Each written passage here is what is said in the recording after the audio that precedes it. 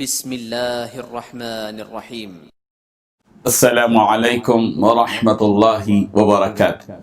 الحمد للہ الذی انزل علی عبدہ الکتاب والصلاة والسلام علی سید المرسلین محمد وآلہ وصحبہ اجمعین، اما بعد۔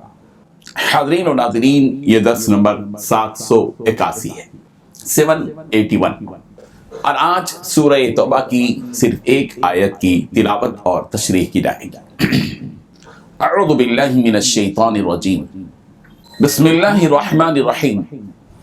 انما النسیء زیادۃ فی الکفر یضل به الذین کفروا یحلونہ عاما ویحرمونہ عاما لیواطئوا عدة ما حرم اللہ فیحلوا ما حرم اللہ زُجِّنَ لَهُمْ سُوءُ أَعْمَالِهِمْ وَاللَّهُ لَا يَهْدِي الْقَوْمَ الْكَافِرِينَ۔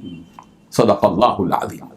لفظ ترجمہ ہے انما، بے شک، النسیء، مہینوں کو آگے پیچھے کرنا، زیادت، زیادتی ہے، فی الکفر، کفر میں، یضل، گمراہ کیے جاتے ہیں بھی، اس کی وجہ سے، الذین، وہ لوگ جنہوں نے کفروا، کفر کیا، یحلونہ، وہ حلال کر لیتے ہیں اس کو، عامن، ایک سال، ویحرمونہ، اور حرام کر دیتے ہیں اس کو، عامن، دوسرے سال، لیواطئوا، تاکہ وہ پوری کریں، عدتا، گنتی، ما، ان مہینوں کی جو حرم اللہ، حرام ٹھہرائے اللہ نے، ویحلوا، تو وہ حلال کر لیتے ہیں، ما، جس کو حرم اللہ، حرام کیا اللہ نے، زُجِّنَ، مزین کر دیے گئے، لہم، ان کے لیے، سوء اعمالہم، ان کے برے عمل، واللہ، اللہ، لا یہدی، ہدایت نہیں دیتا، القوم الکافرین، کافر قوم کو۔ ترجمہ یوں ہے، امن کے کسی مہینے کو ہٹا کر آگے پیچھے کر دینا کفر میں اضافہ کرنا ہے، اس سے کافر گمراہی میں پڑے رہتے ہیں، ایک سال تو اس کو حلال سمجھ لیتے ہیں اور دوسرے سال حرام، تاکہ ادب کے مہینوں کی جو اللہ نے مقرر کیے ہیں گنتی پوری کر لیں، اور جو اللہ نے منع کیا ہے اس کو جائز کر لیں۔ ان کے برے اعمال ان کو بھلے دکھائی دیتے ہیں، اور اللہ تعالیٰ کافر لوگوں کو ہدایت نہیں دیا کرتا۔ اس آیت میں 6 باتیں بتائی گئی ہیں۔ پہلی بات، اور یہ نسی، یعنی مہینوں کو آگے پیچھے کر دینا، تو کفر میں ایک مزید اضافہ ہے۔ دوسری بات، جس کے ذریعے کافروں کو گمراہ کیا جاتا ہے۔ تیسری بات، یہ لوگ اس عمل کو ایک سال حلال کر لیتے ہیں اور ایک سال حرام قرار دے دیتے ہیں۔ چوتھی بات، تاکہ اللہ نے جو مہینے حرام قرار دیے ہیں ان کی بس گنتی پوری کر لیں۔ نمبر 5، اس طرح اللہ نے جو بات حرام قرار دی تھی اسے حلال سمجھ لیں۔ نمبر 6، ان کی بدعملی ان کی نگاہ میں خوشنما بنا دی گئی ہے۔ نمبر 7، اور اللہ ایسے کافروں کو ہدایت تک نہیں پہنچاتا۔ بزرگان محترم، حضرت ابو مالک رضی اللہ عنہ سے روایت ہے کہ لوگ سال کو بجائے 12 مہینوں کے 13 مہینے کر دیتے تھے، یعنی ایک ماہ بڑھا دیتے تھے، یعنی محرم کو صفر بنا دیتے تھے۔ چونکہ محرم اشہر حرم میں ہوتا تھا، اس کو صفر قرار دینے کی وجہ سے وہ چیزیں جو اشہر حرم میں حرام، اشہر حرم میں حرام تھیں، ان کو وہ اس مہینے میں حلال کر دیتے تھے۔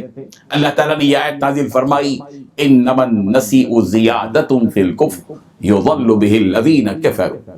مہینوں کی حرمت کو آگے بڑھا دینا کفر میں ترقی کرنا ہے، جس سے کافی لوگ گمراہ کیے جاتے ہیں کہ وہ اس مہینے کو کسی سال حلال کر لیتے ہیں اور کسی سال حرام قرار دیتے ہیں، تاکہ ان مہینوں کی گنتی پوری کر لیں جنہیں اللہ نے حرام قرار دے دیا ہے، پھر اللہ کے حرام کیے ہوئے مہینے کو حلال کر لیتے ہیں۔ عرب کے مشرکین پہلے سے تو مشرک تھے ہی، اپنے اس غلط طریقے سے ان کے کفر میں اضافہ اور ترقی ہوتی ہی گئی، اس لیے کہ اللہ تعالیٰ نے جس مہینے کو حرمت والا مہینہ قرار دیا، اس کو بدل دینا یقیناً کفر میں ترقی ہے۔ اشہر حرم یعنی حرمت والے مہینوں کا تذکرہ پہلے بھی آ چکا ہے۔ اللہ تعالیٰ نے 4 مہینوں کو حرام قرار دیا تھا، جن 4 مہینوں میں قتل و قتال کی اجازت نہیں تھی، مگر جنگ بھی چل رہی ہوتی تو ان 4 مہینوں میں جنگ روک دی جاتی تھی۔ مکے کے قریش حضرت ابراہیم علیہ السلام کی اولاد میں سے بھی تھے اور کعبۃ اللہ کے متولی بھی تھے۔ حضرت ابراہیم علیہ السلام کے شریعت میں سے جو باتیں باقی رہ گئی تھیں ان میں کعبۃ اللہ اور 4 مہینوں کی حرمت بھی تھی۔ ان 4 مہینوں میں قتل و قتال کو حرام تسلیم کرتے تھے۔ مکے کے قریش اور عرب کے دوسرے قبیلوں کے درمیان قتل و قتال کا معاملہ ہمیشہ گرم رہتا تھا۔